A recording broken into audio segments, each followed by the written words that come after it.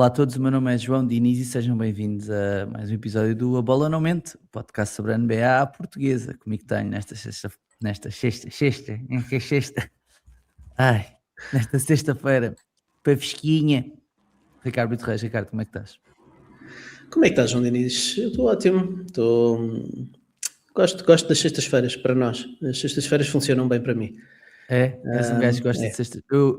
Eu desde há muito tempo que acho que a sexta-feira é o melhor dia da semana. Achas? Sabes sim. que eu, normalmente, nos sítios por onde passo, em termos de trabalho, levo sempre a teoria de que segunda-feira é o melhor dia, que é para deixar as pessoas extremamente irritadas. E então, todos os outros dias da semana que não são segunda-feira, eu estou em modo contagem decrescente para a segunda-feira seguinte. Normalmente à sexta-feira digo já só faltam 2 dias ou 3 dias para ser segunda-feira outra vez, e a malta não aprecia, não sei porquê, a malta não aprecia. Sim, é estranho. Não, eu acho que há uma certa libertação à sexta-feira que não existe nos outros dias, né? Porque os melhores jantares que eu tive foram sempre à sexta-feira. Claro, A tinha que ser sexta-feira é jantares. palco sempre das coisas mais inesperadas, né? Às vezes sinto que podem acontecer coisas menos programadas, né? Se calhar tu às vezes ao sábado ou ao domingo podes programar coisas, ou as pessoas programam coisas. A sexta dá aso a coisas inesperadas, a coisas que podem acontecer sem nós estarmos à espera, estás a ver? E eu sempre senti isso, sempre tive grande carinho pela sexta-feira. Não que eu não trabalhe à sexta-feira, eu trabalho à sexta-feira e às vezes eu trabalho bastante, mas há um lado de tipo a semana acabou, e eu gosto muito do meu trabalho, atenção, mas a semana acabou e tipo, bem, agora tudo pode acontecer, estás a ver? Sinto que é tipo a sexta-feira ali à noite é um mundo de oportunidades, estás a ver? É um mundo de oportunidades, tipo, parece que é tudo novo, estás a começar um fim de semana de novo, pode acontecer tudo, então, gosto por causa disso, gosto desse lado poético da sexta-feira. Ok. Estamos a começar bem. Sim, estamos a começar bem. A sexta-feira, eu tenho ideia que a sexta-feira às vezes é o dia em que tu, se calhar, se adiaste uma outra coisa nos outros dias da semana em termos de trabalho, depois à sexta-feira tens que fazer tudo. Às vezes sinto que as sextas-feiras são muito empacotadas de trabalho. E é verdade, isso O que acontece. ajuda a essa libertação, não é? Porque Yeah. depois, enfim, podes te ir a mudar e está tudo bem. A não ser que tenhas filhos, aí já não te podes mudar. Portanto, puto, não faças isso. Meu. Não faças isso. É o conselho que eu te dou. O quê? Embudar ou filhos? Não, faz já uma dupla vasectomia, meu. Eu sei que basta uma que é irreversível, mas faz uma dupla já. Dá dois nós cegos nisso. Estás-me a dizer que estás numa semana em que os teus filhos estão insuportáveis, é isso? Epá, se fosse só esta semana... Coitados. Eles até são porreirinhos. Quando estão na escola. Quando estou a dormir são do caralho. Quando estão a dormir são incríveis. A coisa que eu me orgulho é dos meus filhos a dormir. A coisa que eu me orgulho é de eles ali sossegados. Por acaso tenho a sorte dos dois serem uns grandes dorminhocos, meu. E então, mesmo com a semana a acordarem muito pai, cedo, não sai ao pai. Chega ao sábado e são capazes de ficar até ao meio-dia sem chatear. Ei, sonho, puto. Sonho. Yeah. As minhas cadelas não me fazem isso, puto. As minhas cadelas não me fazem isso. Ainda hoje acordei assim com uma pata assim na cara. Mas eu acordo também muitas vezes com uma pata assim. Só que eu digo, para lá com isso, deita-te aqui. E ele deita-se e continua. Portanto... Pois. Não, eu tenho mesmo de as levar à rua. Muito raramente aparece-me o mais pequeno com a trela na boca e a salivar a dizer que era isso que eu te ia perguntar, se tinhas de os levar à rua também. Para a rua de chinelos. Pá, finalmente o sol voltou. Eu sei que és um gajo que aprecia sol. Sou? Okay. Não, és. Eu sou o gajo do inverno, tu não és um gajo do inverno, tu és um gajo da praia. Inverno. Não, eu sou o gajo de inverno. Não.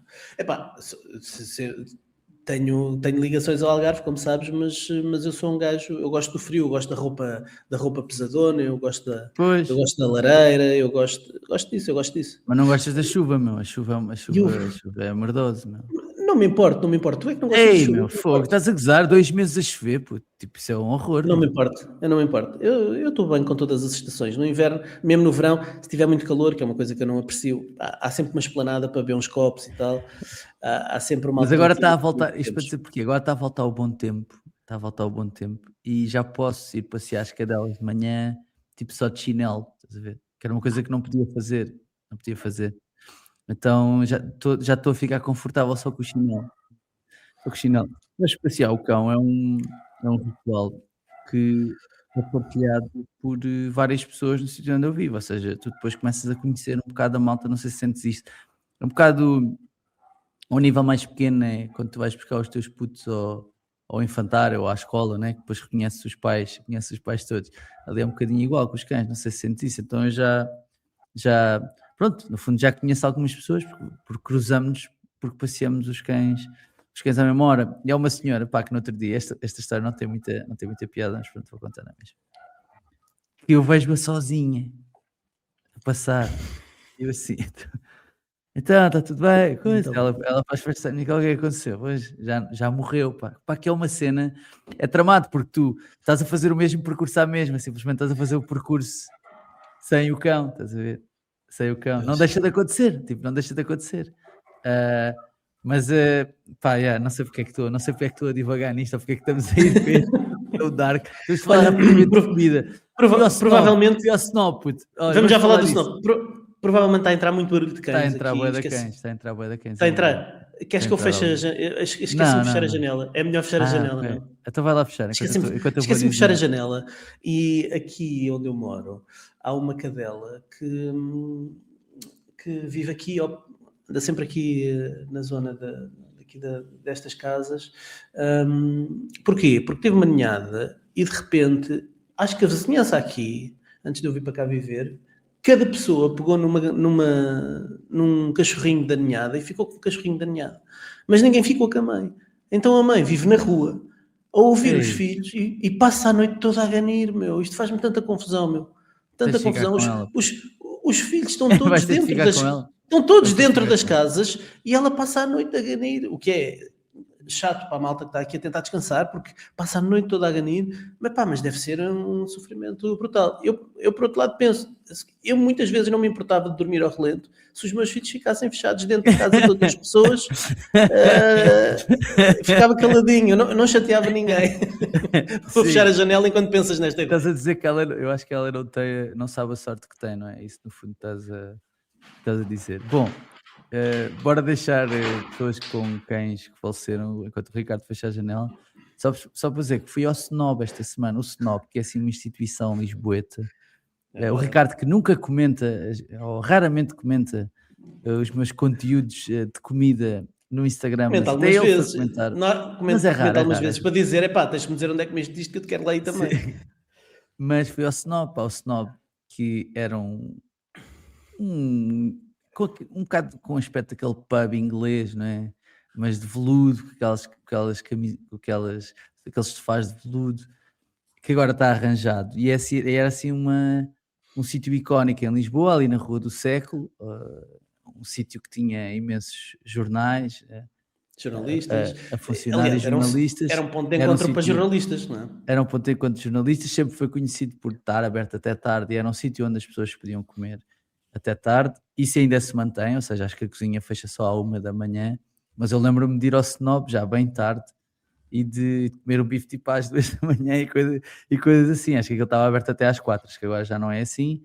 Mas pá, é fixe, pá. É fixe, mesmo olhando para a gentrificação de Lisboa, é fixe perceber que neste caso tentou-se manter ali algumas coisas, não tornar também um sítio totalmente inacessível, óbvio que não é para qualquer pessoa ir pagar 18 € ou 20 € por um bife, não é isso que eu estou a dizer, mas tendo em conta o panorama que existe em Lisboa, tipo, há sítios onde se vai pagar mais caro por uma coisa daquele género, então, yeah. E também nunca achei que o Snob fosse barato, ou seja, eu lembro de ir lá e o bife ser tipo 15 € ou 16, tipo, é essa a minha memória, portanto não era um bitoque de 10 €, né? Era um bife do lombo, era normal que fosse mais caro, mas curti da experiência, achei fixe, achei porreiro, yeah. Não sei se sentes o Pá, mesmo, se tens saudades. eu tenho boas memórias do Snob. Habituei-me desde muito cedo a ir ao Snob à noite, muitas vezes fazer o segundo jantar. Portanto, tu jantas normalmente, não é? E depois de repente chega ali à meia-noite e tal, e dá-te o ratito e tu pensas, precisamos de um reforçozinho, onde é que nós vamos? E muitas vezes ia parar ao Snob, que para além do bife maravilhoso que tem, depois tinha as tais atividades extracurriculares que faziam a experiência do Snob ser muito interessante. Havia sempre muitos jornalistas, podias sempre conversar com malta, no meu caso malta da minha área, enfim, havia ali algumas histórias, contavam-se ali histórias, falava-se de fontes. O Ricardo começou-se a lembrar que há muita coisa que não pode contar. Tipo, de repente começou-se a lembrar, quando iniciei esta conversa, não me apercebi que havia coisas que não podia dizer. Sim. Há alguns episódios que não posso contar e que aconteceram no Snob, mas eu acho que isso ajuda tudo à mística do Snob, que foi um sítio onde eu ia bastante quando comecei a carreira. E depois tive ali um período em que deixei naturalmente lá ir, mas não por nada de especial, mas depois retomei a ir quando na Sport TV muitas vezes me encontrava com o Luís Avelange, porque o Avelange fazia muitas vezes os jogos das 3 da manhã, 3 e meia da manhã, e ele ligava à meia-noite a dizer, como é que é, queres ir jantar? E nós lá íamos para o nosso segundo jantar. Se tínhamos tempo, às vezes íamos ao Snob, quando não tínhamos tempo, é aquele clássico do Edmundo, que sabes onde é que é o Edmundo, ali na Avenida do Uruguai. Benfica, não é? Fica, depois fecha as portas e a malta fica lá. E normal, imagina, jogo às 3 e meia da manhã e nós às 3 e um quarto ainda estávamos a beber um moscatel para arrancar a abrir para fazer a segunda circular. Sim, histórias muito, muito divertidas, mas sim, muitas boas memórias do Snob, algumas que não posso partilhar. Depois partilho contigo alguns episódios. Muito bem, olha, bora falar agora um bocadinho da NBA, se calhar, já fomos de cães mortos a histórias que não se podiam partilhar no Snob, se calhar podemos avançar. Falar só 5 minutos de Nemias, que apareceu no top 100 do The Ringer, que é um site que nós mencionamos muitas vezes aqui, um site de desporto, de cultura pop, e pela primeira vez o Nemias aparece no top 100, eles fazem um top 100 regular, vão atualizando de jogadores na NBA. Ele aparece na posição 99. Até houve comentários a dizer que ele estava demasiado abaixo. Não sei se apanhasse esses comentários no Twitter. Que é isso? Ele é claramente top 50. Tal. Mas, que evolução estrondosa desde este ano para ele. Desta altura, eu acho que há uma hipótese real dele. Ele não vai ganhar o prémio de Most Improved Player, mas ele vai ser votado. Eu acho que há uma hipótese real disso poder verdadeiramente acontecer, e é só mais um checkpoint de orgulho que pelo menos temos de assinalar aqui, porque é inesperado, tudo isto é inesperado, e mesmo para nós que podíamos acreditar que ele pudesse evoluir e ser uma peça importante nos Celtics, acho que não olhávamos para ele como um indispensável, que é isso que ele é nesta altura ali numa das equipas que é candidata a ganhar o campeonato.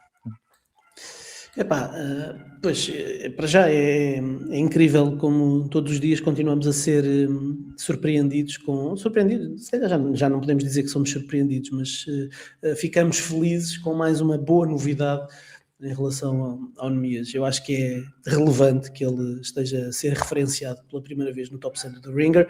Em primeiro lugar, porque o The Ringer, acho que existe uma ideia consensual que é uma das plataformas mais respeitadas, que sobretudo tem muita gente, muitos analistas que são dos mais reputados e mais respeitados no que diz respeito à NBA. Tens o Zach Lowe, tens o Michael Pina, tens o Rob Mahoney, tens o Jake Allman, o próprio Bill Simmons, e portanto este top 100 é uma votação do staff do The Ringer, e portanto termos o Nemias entre os 100 melhores jogadores da NBA é notável. Não podemos esquecer que a NBA tem por norma 450 jogadores todos os anos, somos considerados os 450 melhores jogadores do mundo.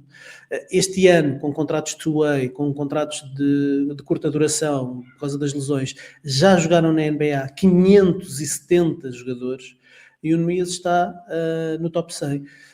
E eu até acho, tal como dizias, há algumas pessoas que até acham que ele podia estar um bocadinho mais acima, mas de repente tu vês nomes como o Moussa Diabaté. Eu acho que o Nemias é mais valioso do que o Moussa Diabaté, por exemplo, e o Diabaté está ligeiramente acima do Nemias no top 100, mas estar no top 100 é uma grande validação de um grande outlet, de um grande meio de comunicação. Não é só o hype Tuga habitual que nós muitas vezes trazemos para aqui. Acho que, e temos falado muito disso, da sua evolução evidente este ano, quer do impacto defensivo, quer do papel ofensivo, que tem sido cada vez mais funcional. Em relação ao Most Improved Player, eu queria-te dizer isto. Eu acho que ele vai receber alguns votos para Most Improved Player, não há dúvida. Temos ouvido já alguns analistas até que defendem que ele é o Most Improved Player, ponto final. Se calhar mais pessoal mais ligado a Analytics, e o Nemias é um Analytics Darling, não há sombra de dúvida. Mas ele vai certamente receber votos para Most Improved Player. Agora, eu acho que ele provavelmente não vai receber o prémio de Most Improved, mas acredito, se calhar, que ele tem mais possibilidades de entrar numa All-Defensive Team. E porquê? Temos 2 All-Defensive Teams, temos 10 jogadores que podem entrar nas All-Defensive Teams. Não há obrigação de posição, portanto, podem ser 5 postos, portanto, não há nenhum tipo de condicionalismo. Se olhares para métricas que tentam definir o impacto defensivo global dos jogadores, como o Defensive Estimated Plus Minus, do Dunks and Trees, o Nemias está invariavelmente no top 10. Portanto, são jogadores dos Oklahoma City Thunder, o Victor Wembanyama, o Derrick White e o Nemias. Normalmente é isto. Portanto, os top 10 é isto. 7 ou 8 jogadores do Thunder, o Wembanyama, o Derrick White e o Nemias. E, portanto... eu acho que mas não acho que o Duren e o Wemby estão fechados nas All Defensive Teams. Eu não sei se talvez o Duren esteja fechado. Eu acho que o Ozar Thompson eventualmente poderá entrar aqui, que teve um ano muito bom. Tens o Caruso tem apenas 50 jogos, mas tens o Cassian Wallace, que está a fazer uma grande época. Tens o Isaiah Hartenstein, tem 41. Portanto, o Caruso e o Hartenstein se calhar perdem um bocadinho aqui pelo número de jogos reduzido que tiveram, mas tens o Chet Holmgren, que entra claramente nas All Defensive Teams. Eu acho que o Rudy Gobert também entra, está a fazer uma grande época defensiva. E sinceramente acredito que o Nemias pode ter uma hipótese de entrar aqui nos vai ter 10 votos, pelo menos, das All Defensive Teams. Estou convencido que ele poderá entrar aqui numa All Defensive Team, e isso seria já mais um achievement, mais uma conquista pessoal muito, muito, muito, muito interessante. Vamos ver se ele não recebe votos para Defensive Player of the Year. Eu vi na semana passada, ou há 2 semanas, um artigo do site Opta Analytics, que tem uma métrica proprietária deles para definir impacto, e o Nemias eles estavam a fazer atribuição de prémios meramente por caso estatístico, e no Defensive Player of the Year havia os 3 finalistas, e o Nemias fazia parte das 3 menções honrosas. Ou seja, em termos de analytics para este site, que também é muito respeitado, o Nemias estava no top 6 para Defensive Player of the Year. E, portanto, sinceramente começo a sentir que há cada vez mais motivos para acreditar no Nemias numa All Defensive Team. Está a sentir a vaga de fundo? Estou a sentir todas as vagas, estou a sentir o tsunami de fundo, E jogos como o do último, frente aos Oklahoma City Thunder, são mais argumentos para ajudar a definir uma eventual candidatura, porque o Nemias tem estado a provar que consegue estar em campo, consegue estar na piscina dos grandes sempre, que não é uma liability, não é uma vulnerabilidade, que consegue ter impacto nos 2 lados do campo, mesmo contra equipas das mais fortes da liga, e quando assim é, e nós vimos o que é que ele fez neste jogo com o OKC, desde o abafo ao Chet, ao afundanço na cabeça do Chet, coitado, saiu na rifa do Nemias nesse dia, mas nós vemos o tipo de impacto que ele consegue ter mesmo contra equipas de topo, o que nos deixa muito entusiasmados para aquilo que ele pode ser nos playoffs. Por falar em Thunder, só uma nota, porque os Celtics ganharam há 2 dias aos Thunder, receberam e bateram os Thunder num jogo em que os Thunder já contaram com o Jalen Williams, ou seja, ambas as equipas estavam na máxima força, ou pelo menos com todos os jogadores, ou os jogadores mais importantes disponíveis. Achas que foi um jogo que... Estes jogos, às vezes, entre equipas que podem eventualmente defrontar-se, no caso destas equipas teria de ser só na final, mas achas que são aqueles jogos que valem mais do que só um jogo de época regular, ou seja, que ajudam a motivar ou desmotivar, neste caso, no caso dos Thunder, mas motivar os Celtics? O que é que achas? O que é que achaste, aliás, desta vitória? Surpreendeu-te, tipo, que os Celtics ganhassem, tipo, não vou dizer confortavelmente, mas justamente? Foi surpresa no sentido de os Thunder serem favoritos, serem a equipa mais forte, os Celtics estarem aqui numa fase em que, com o regresso de Jason Tatum, têm vacilado um bocadinho nas últimas semanas, e vocês falaram disso também num dos últimos episódios, e portanto parecia-me que os Thunder entravam melhor para esta partida, e portanto eu acho que foi um jogo que pode não ter sido só um jogo de fase regular. Houve aqui um nível de intensidade um bocadinho acima do esperado, houve algumas picardias, algumas bocas. Nos últimos anos, o Joe Mazzulla tem passado um bocadinho mal com os Oklahoma City Thunder. Há já alguns memes de que o Mark Daigneault é o pai do Joe Mazzulla, que, enfim, que não tem tido resposta para o domínio dos Thunder, e terem esta vitória tão perto dos playoffs dará pelo menos aos Celtics esse ânimo de poderem encarar umas eventuais finais com um bocadinho mais de positivismo. Confiança, não é? Sim. Confiança. Boa joga do Jaylen Brown. Boa joga do Jaylen Brown. E o Jaylen Brown, que apesar do regresso do Jason Tatum, continua a fazer excelentes números, não perdeu. Eu sinto que o Nemias de facto perdeu um bocadinho de bola, vários jogos com 2 pontos, 4 pontos, está a ter menos oportunidades, mas... Apesar de ter marcado 13 contra o Thunder, não é? Neste jogo marcou 13 e esteve bastante bem, tem tido alguns jogos também com pontuação mais elevada, mas o que se nota de facto é que apesar do Jason Tatum não estar ainda, enfim, os primeiros 2 jogos ele estava a entrar ainda de pantufas na equipa, mas nos últimos jogos já está a pegar um bocadinho mais na bola, a insistir um bocadinho mais em isolamentos, muito drible e a lançar, e portanto tem empancado um bocadinho o ataque de Boston, mas o Jaylen Brown não se tem ressentido, não só não se tem ressentido, como continua a fazer números muito elevados de assistências, o que eu acho que é um bom sinal para o Jaylen Brown. Ele não é propriamente o melhor passador do mundo, mas entre o Jason Tatum estar a subir o seu nível, já ter conseguido aqui 2 ou 3 jogos em que a eficácia de lançamento de 3 pontos esteve bastante acima dos primeiros, o que é natural. Tem estado bastante ativo nos ressaltos. E o Jaylen Brown não se tem notado uma quebra significativa da sua produção, do seu rendimento. Eu acho que são sinais todos muito animadores, apesar de haver aqui obviamente dores de crescimento. Acho que são sinais muito animadores para os Boston Celtics.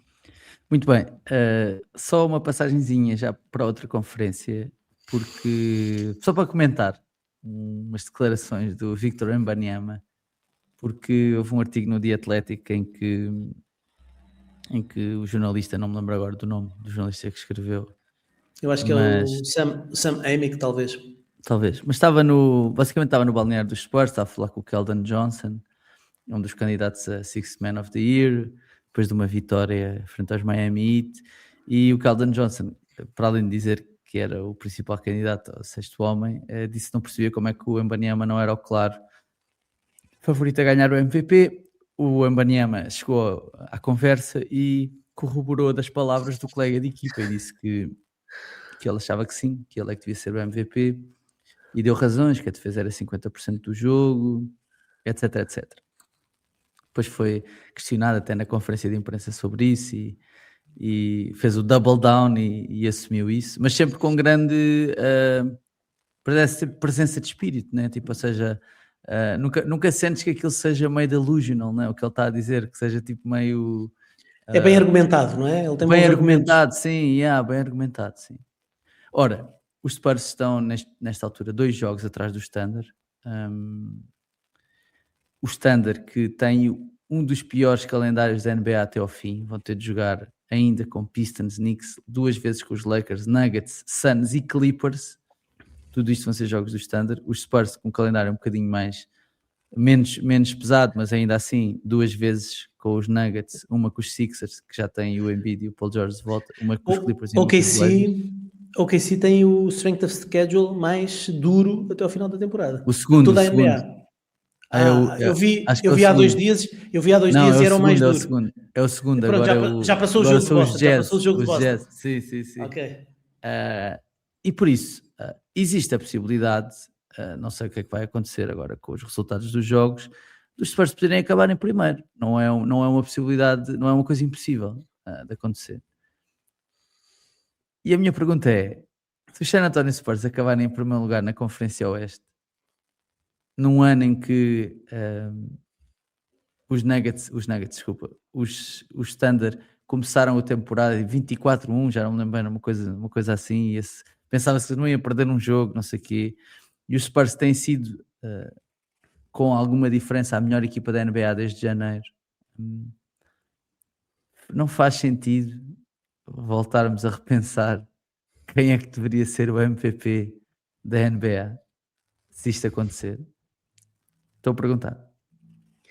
Eu acho que vão surgir vagas de fundo. Vão surgir vagas de fundo, sem dúvida. Eu acho que um dos argumentos que é sempre utilizado por quem vota e pela malta que comenta é o registro coletivo. Portanto, se os San Antonio Spurs ficarem em primeiro lugar, é um sinal de facto bastante evidente de que tem que se dar mérito a alguém. Portanto, podemos dar mérito ao Mitch Johnson, enfim, não sei se ele vai ser finalista do prémio Coach of the Year. Se bem te lembras, eu escolhi o Mitch Johnson para treinador do ano no início desta época. Hoje em dia daria de caras ao Mazzulla, e acho que se não for o Mazzulla é um crime. O Mitch Johnson tem um excelente caso. Mas digo-te mais, na verdade, se a época acabasse hoje com 2 jogos de diferença entre Spurs e Oklahoma City Thunder, quer dizer, o trabalho dos Spurs para acabar a 2 jogos do Thunder era muito mais meritório do que desculpa lá, mas eu não preciso que eles ganhem o primeiro lugar para achar. Mas há um lado simbólico nisso. Claro, obviamente nós seres humanos gostamos muito de nos agarrar a números e ao primeiro e ao estar no topo, e portanto esse simbolismo vai acrescentar aqui uma nova camada a esta discussão. E há um ponto muito interessante aqui, uma nuance muito interessante, é que no confronto direto os Spurs dizimaram o Standard, tem uma grande vantagem se eles acabarem empatados. Foi uma das justificações do Wembanyama para dizer que devia ser o MVP. Para mim, o mais interessante desta narrativa e deste tema é o facto do Wembanyama querer ser tão vocal e verbalizar tanto que quer ser MVP, porque a ideia que temos romântica de que o Wembanyama é um team player, foi parar aos Spurs, a equipa ultra coletiva que não liga a prémios individuais, e ele não se cansa de dizer que quer ser Defensive Player of the Year e MVP já este ano, não quer esperar pelo próximo, quer ser já este ano. Dilo de uma forma arrogante, dilo como se fosse muito superior a toda a concorrência, argumenta para tentar convencer, traz várias vezes este assunto à esfera pública, como se costuma dizer, porque parece que ele quer mesmo fazer disto um tema a ser discutido nos bastidores da NBA e nos programas e nos podcasts, e pelos vistos conseguiu. O Wembanyama, Vítor, se nos estiveres a ouvir, conseguiste fazer com que um podcastzinho na Tuga estivesse a falar das tuas declarações, mas ele está literalmente a fazer aqui um lobbying mediático, com o argumento central de que a defesa é metade do jogo, portanto isso é simples, não é? A defesa é 50% do jogo, e ele aqui ganha a discussão com toda a gente, porque a defesa dele e o tipo de impacto que ele tem defensivo, mesmo que isso não se traduz em estatísticas, e traduz-se em muitas, mas só a rim deterrence, não é? A forma como ele consegue evitar, e vocês falaram tu até disseste que tinha que se inventar uma nova métrica, não é? Porque há a métrica LeBron, LeBron, tem que se inventar a métrica Wemby, foi qualquer coisa assim que tu defendeste, para se definir o impacto defensivo. De facto, historicamente, surgiram sempre muito mais métricas para medir o impacto ofensivo dos jogadores do que propriamente o defensivo. Existe no Dunks and Threes o Estimated Plus Minus, e eles têm o Estimated Plus Minus ofensivo e o defensivo, e no defensivo, de facto, o Wembanyama lidera toda a NBA, tem mais 4.7 pontos por cada 100 posses de bola que ele consegue impactar pela sua presença em campo. Ofensivamente, por exemplo, um jogador da NBA que tem maior impacto é o Nikola Jokic, é mais 7.5. Portanto, as métricas dizem, por exemplo, que o impacto ofensivo do Jokic, do Shea, do Luka Doncic, do Kawhi, é ainda assim bastante superior ao impacto defensivo do Wembanyama. Mas isto são o que os números dizem, encaixotados nestas célulazinhas de Excel. O impacto que nós vemos, eu não consigo dizer que o impacto defensivo do Wembanyama não é superior ao impacto ofensivo do Jokic. Não consigo dizer, porque é completamente estratosférico o impacto defensivo do Wembanyama. E se calhar não temos aí as métricas que lhe façam justiça. Como tu dizias, acho que temos que lançar uma vaga de fundo para lançar essa estatística. O Wemby, fica aqui o desafio, se calhar, para o Martim Pardal, que é cientista. Sim, para os analytics. E que pode criar uma métrica para nos ajudar aqui a visualizar o impacto do Wemby e perceber se o impacto defensivo dele é ou não superior ao impacto ofensivo de outros jogadores. E depois há outra questão. Com o Wemby, fala-se que o Wemby tem pouco impacto ofensivo, ele faz os seus números, obviamente, é bastante altruísta, ele podia, obviamente, lançar sempre por cima de toda a gente, e podia claramente fazer 30 pontos por jogo, se lhe apetecesse, mas esta semana, não sei se costumas acompanhar um analista que é o Jason Timpf, que tem um canal que é o Hoops Tonight. Ele começa a aparecer agora em alguns podcasts mais mainstream e a ser convidado para outras coisas, faz algumas coisas com o Kevin O'Connor, vai também ao NBA podcast do Adam Mares e do Tim Legler, e ele fez um breakdown da gravidade ofensiva do Wemby, e o Wemby a dar um bloqueio direto e a desfazer para o cesto e a rolar para o cesto com intensidade, a forma como as ajudas dos cantos afunilam para ir fazer o tag, ou seja, para ir lá abaixo ajudar, quando o Wemby desfaz e vai para o cesto, é absolutamente inacreditável. E isso faz com que os Spurs tenham sempre tiros abertos do canto, triplos do canto abertos, porque o Wemby suga a defesa toda para dentro do pintado, como mais ninguém consegue sugar na NBA. E, portanto, acho que os Spurs lideram mesmo a NBA em triplos do canto, na distância do defensor em triplos do canto, e isso tem a ver com a tal gravidade ofensiva dos Spurs, que torna os Spurs uma boa equipa ofensiva. Os Spurs estão no top 10 ou até no top 5 de eficiência ofensiva, não sei ao certo onde é que eles estão nesta altura, mas estão muito bem, sem terem grandes atiradores. O Stephen Castle teve fases da época a lançar um bocadinho melhor, mas não podemos dizer que vai ser muito respeitado em playoffs, vai ser desafiado a lançar. O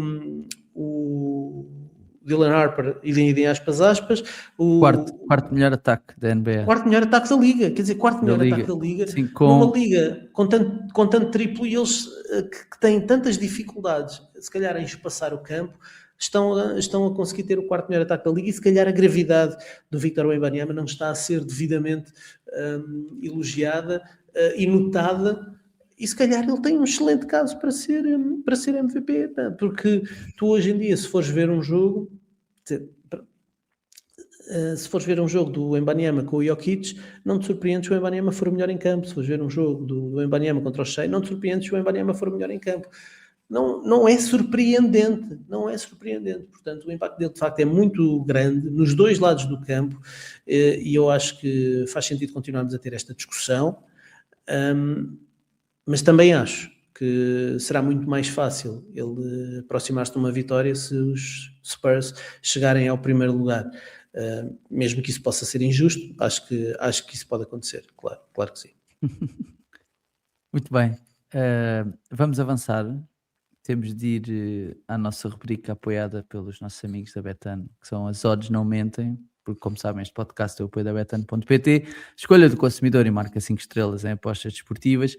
Hoje trago-vos as odds para vencer as conferências, vencer já com os playoffs incluídos, ou seja, quem é que vão ser os finalistas de cada um dos lados. No Oeste, os favoritos são os Celtics, 2,57, seguido dos Cavs, 3,30, Knicks, 4,25, Pistons, 5,70, Hornets, 21 e 24.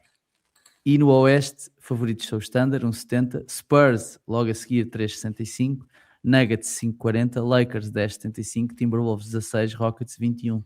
São estes os favoritos a ganharem cada uma destas conferências e a defrontarem-se na final da NBA. Já sabem, se quiserem apostar nestes ou em quaisquer outros esportes, podem fazê-lo em betano.pt. Escolha do consumidor e marca 5 estrelas em apostas desportivas. Antes de irmos embora, 2 assuntos rapidinhos. O Adam Silver, comissário da NBA, deu uma conferência de imprensa onde falou de vários temas.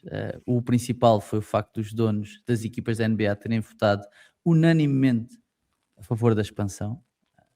Apesar de algumas vozes discordantes, o Bill Simmons, nós falamos muitas vezes aqui, é uma delas. Não porque não quer que o basquetebol volte a Seattle, por exemplo, mas porque ele acha que há um problema de tanking para se resolver primeiro. Esse problema de tanking também foi endereçado pelo Adam Silver, ou seja, foi outro dos pontos apontados por ele. Diz que vai ser resolvido já na próxima época, apesar de ainda não dar indicações. Ponto final. Apesar de ainda não dar indicações de como é que essa resolução vai acontecer. E outro dos pontos que ele referiu foi a já famosa regra, ou infame para alguns, regra dos 65 jogos, que diz que os jogadores têm de fazer pelo menos 65 jogos numa época para serem elegíveis para prémios individuais, que vai para ficar. Ou seja, não me parece que vai ser revertida tão cedo. É uma regra que também foi aprovada pelos jogadores, é importante dizer isto, mas que pode, por exemplo, deixar de fora da corrida ao All-NBA Teams jogadores como o Cade Cunningham, por exemplo, que fez uma grande temporada e que pode ficar mesmo à porta dos 65. Eu não quero, é sexta-feira, estou bem disposto, eu não quero ter um rant aqui cedinho à sexta-feira. Eu sinto que tu e o Lucas estão num sítio onde eu não estou nesta conversa. Estou a falar sério, é só porque irrita-me. Não, deixa-me só dizer, é que o rant não tem a ver com isso. Irrita-me que esta ideia de se abolir a regra dos 65 só surge depois de haver a hipótese do Cade não chegar lá.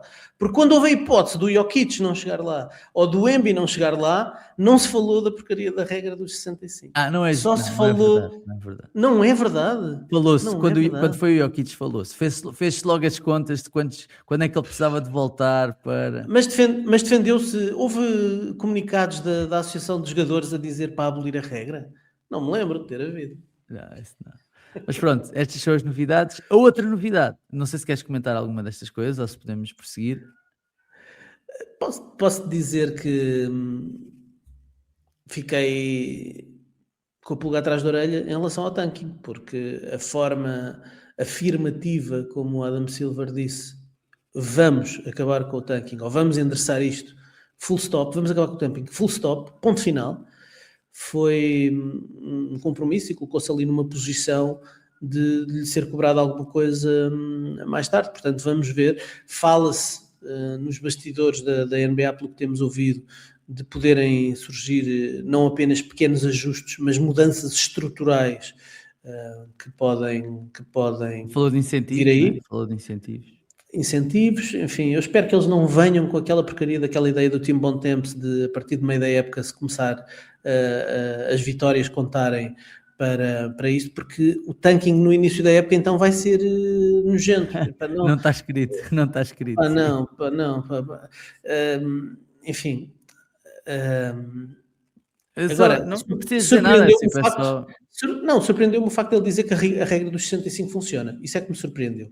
Acho que foi um zé completamente em relação àquilo que nós esperávamos. Achei que ele ia dizer qualquer coisa do género. Vamos avaliar no final da temporada, vamos ver o que é que se pode fazer, vamos ver se faz sentido, vamos reunir com os jogadores e com... não, ele diz que para já funciona. Também é verdade que a regra é recente, também é verdade que nós nos esquecemos rapidamente dos argumentos que tínhamos naquela altura. Eu lembro-me perfeitamente de acharmos todos que era uma regra que fazia sentido, porque nós estávamos irritados pelo facto dos jogadores não jogarem. Portanto, para o grande problema que havia naquela altura, nós achámos que era uma boa ideia. Hoje em dia, achamos que, enfim, os 65, pode haver um ajuste nos 65. Agora, pode ser uma coisa meio termo, pode não ser abolir por completo, embora eu também concorde que 80% da época, não me parece que seja errado 80% ser o threshold. Certo, mas podes ir para a questão dos minutos. Lembras-te, já na época passada nós falámos... Eu sou mais apologista dos minutos. Eu também. Eu sou apologista dos minutos. Eu percebo a ideia de que abolir por completo resolve uma coisa, que é nós não estarmos a dizer que quem vota é estúpido, porque a regra existe também para... O que vai acontecer é que o Cade vai entrar no último jogo, ou nos 2 últimos jogos, e vai sair logo assim. Não pode sair porque tem que jogar 20 minutos. O problema é esse. Porque ele tem um jogo, jogo em que ele se lesionado, saiu ao fim de 5 minutos e não conta. Portanto, por isso é que eles depois se lesionam. Agora, eu sou apologista dos minutos e eu fiz as contas. Eu acho que foi no ano passado que nós discutimos isto e eu falei da baliza dos 2.000 minutos na época passada. 2.000 minutos.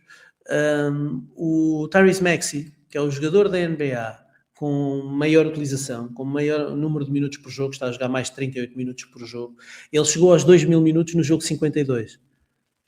Portanto, ele com 52 jogos podia estar já elegível para prémios individuais, porque em 52 jogos jogou tanto tempo do que o Jokic está a jogar em 64. Portanto, se calhar não tem que ser prejudicado por causa disso. Se calhar os minutos eu também acho que é a métrica que faz mais sentido para avaliar isto, se quisermos definir uma métrica para avaliar isto. Sim. Por último, regresso em Filadélfia, pá. Temos de saudar, pelo menos. Embiid e Paul George voltaram à competição, certo, foi contra os Bulls, que conseguiram a proeza de comer 157 pontos num jogo que não foi o prolongamento, portanto, não sei, mas boas indicações. O Embiid, 35 pontos, 6 ressaltos, 7 assistências, 12 em 17. Paul George, 28 pontos, 6 ressaltos, 4 assistências, 4 roubos de bola, 11 em 22. Sixers que estão em 7º, mas ainda têm hipóteses reais de chegar ao 5º lugar. Só antes de irmos embora, achas que alguém ainda tem medo desta equipa ou não, Ricardo?